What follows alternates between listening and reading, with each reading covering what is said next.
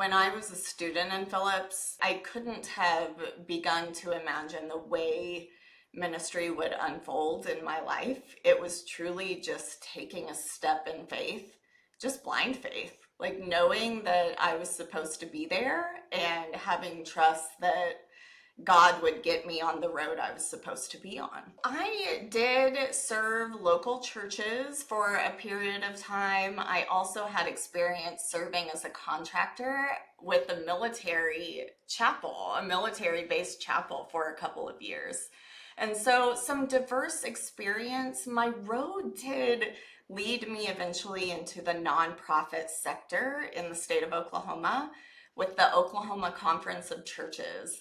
And eventually, about 9 months into that role, I became the executive director. I was doing programs, ended up becoming the executive director, and really quickly had to learn to navigate what that world looks like. Ministry as a nonprofit entity that's not a church. And that was an interesting learning curve. I will say that a lot of my work turned into more political engagement, and a lot of that is indicative because our society has really taken on and embraced white Christian nationalism as an entity, not just in the state of Oklahoma, which is where I was originally addressing it, but now it's gone national and it's very much present in our national sphere. And the work of addressing that has had to go into a political sector because it's the political sector that has begun weaponizing faith and religion. And so a lot of my work has now evolved into being a faith leader who is speaking out against a manipulation of what Christianity truly should look like as it exists in civil society. It's been incredibly interesting, and when I reflect back, I honestly, it's just been one step at a time, like doing the next right thing. And that has been what's led me to this place. When I was a student at Phillips, I always internally didn't necessarily feel like congregational ministry was the end game call for me. I didn't know at that time what else there was. What are the more non-traditional ministerial pathways that are out there and available? And I wouldn't have been able to answer that at that moment. But it's absolutely been non-traditional. It's absolutely been a learning curve. It's very much involved a flexibility of mission and what the next step is. It's been a gift that I had my education from Phillips because I was able to go into congregational ministry effectively. And because I was in congregational ministry, it's made me so much more effective in the role I currently have because I can partner with faith leaders very easily because I know what that world is. I know what it feels like. I know what pastors are navigating. So to be able to hold those things together as I very much work in this non-traditional, really relatively, I don't want to say new missional field, but more like a revived missional field. And certainly something that I don't think white Christianity has been called upon to engage like we really need to be in this moment because white Christian nationalism is a monster of our making and is very much rooted in racism. So I think Black Christianity and certain has always had a prophetic reclaiming of civic society and knows the way Christianity should be functioning in the world. White Christianity has tended to lean more into the power and control dynamics. And so it's very important that that white Christian leaders are standing up loudly and boldly to reshape the ways in which our faith has been manipulated. It's interesting how religion and politics have existed in our society. I was always taught you don't talk about those things if you want to be, mindful and keep it pleasant. You don't bring up religion or politics. However, things have evolved to where specifically the political sector and the religious sector have become more embracing of that dialogue, and that hasn't gone particularly well because the faith communities that aren't necessarily becoming political are more of that mindset of we want to keep the peace. We want to stay pleasant and welcoming and we don't want to blur that line. However, we are definitely at a point right now in our world where that line has to begin to be spoken of more freely. Those sectors need to be speaking up about the ways in which weaponization is happening, manipulation is happening. So there is more of a willingness on the part of people to engage in that conversation. However, we do as individuals, all of us, tend to be very particular about the boundaries with which we navigate that conversation. So many things remain with me from Phillips. Phillips was instrumental in my formation in every capacity. A story I tell a lot that I keep going back to, especially in this time, is I took intro to preaching like we all have to do.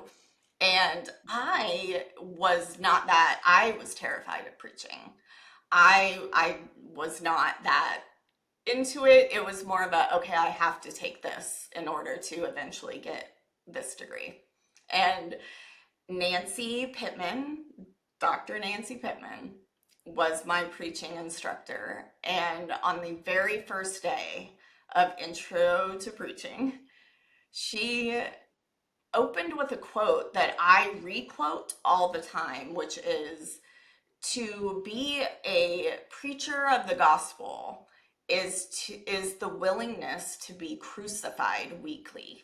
And I call upon that all the time. The what is that willingness to be crucified? How does that play out? How are we maneuvering in ways? Because since then, I've very much realized that preaching is not something that only happens on a Sunday morning in a pulpit in a church. We preach with our ways. We preach in the ways we show up, in the ways we engage with people. That's all preaching. And what is the willingness to be crucified today in our world? And there's a big call there. That that quote, that engagement, that was cemented inside of me. And I go back to it often. I can still like feel myself at that conference table. I can still see the people around the table. And I remember looking after she said that, I my eyes darted to a friend of mine that was in the class that I had said, I'm I'm not excited to take preaching. Like I'm nervous. And hearing that quote at the moment was kind of like, what have I gotten into? This is only confirmation that preaching is terrifying. I think just in general, the willingness to step into unknown. When all of us say yes to seminary, saying yes to attending seminary is one of the biggest leaps of faith any of us can take. And we're all coming there in response to a feeling we have, a call that's existing inside of us. And I don't know if any of us fully know what God has in mind when we are called into that space. But that leap of faith, that stepping out into something that we don't know, we honestly don't know where this is going to take any one of us. We might have an idea, we might have our preferences, but the world and ministry and that call has its own way. And learning the process in seminary of living in the space of not knowing, but having faith, and really walking by faith and not by logistics, planning, and certainty, because that is not something that exists when you're walking into this space. I went through a really hard emotional period while I was at Phillips that was met just beautifully by the staff, and I had so much support, but there was a lot of just that emotional journey of uncertainty, the emotional journey of reconstructing a faith and learning to function differently and maybe leave behind everything you've learned to that point. That's a big deal, to be able to get to the point emotionally where you can let go of things and have an open heart to relearning. But that is hard, and it is taxing, and the unknown, and just walking into whatever in the world God had in mind when we were called to walk into that space, and being open to it, and being open to it changing, being open to the evolution of that. Seminary is, I have to think it has to be one of the most unique experiences a person can journey within. There's really nothing like it, truly. There's nothing like walking in and being challenged, because religion and faith is very personal. It's very intimate in our lives, and to study that intimacy and to be willing to be uncomfortable in what is a very intimate portion of our heart and soul, it takes a unique willingness that has to be fueled by a call to be there. It really does, because it can be overwhelming. And even if you have the call to be there, plan on it being overwhelming. It's going to be overwhelming, and just be prepared for that. Know that going in, know that it's going to happen. And it's not just unique to you. It's every one of us have gone through that. I have been with Faithful America for a little over 6 months now, and there's a lot of new about to come out from Faithful America. A lot of launching of new items, indicative of a leadership shift, how things evolve and launch and change. So we're in the process of doing a lot of launching, particularly in preparation for what's going to be a pretty prophetic movement as we continue to walk into the space of confronting the ways in which Christianity has been manipulated and twisted and weaponized in our society, often to the detriment of our world's most vulnerable populations, which is the antithesis of what Jesus taught. So I would love for anybody to stay connected to the work we're doing.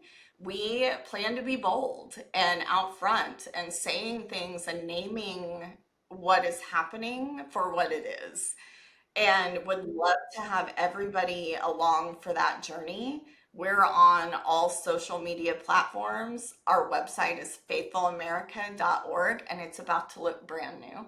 So definitely connect, because new and growing things are happening that we're very excited about. There's no community in the world like Phillips. It is a unique and singularly incredible. And I could not be where I am now without the gifts and education and community that Phillips offered to me.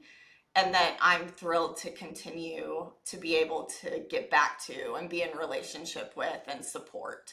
So, shout out to Phillips. If anyone's watching this, clearly you're seeing Phillips.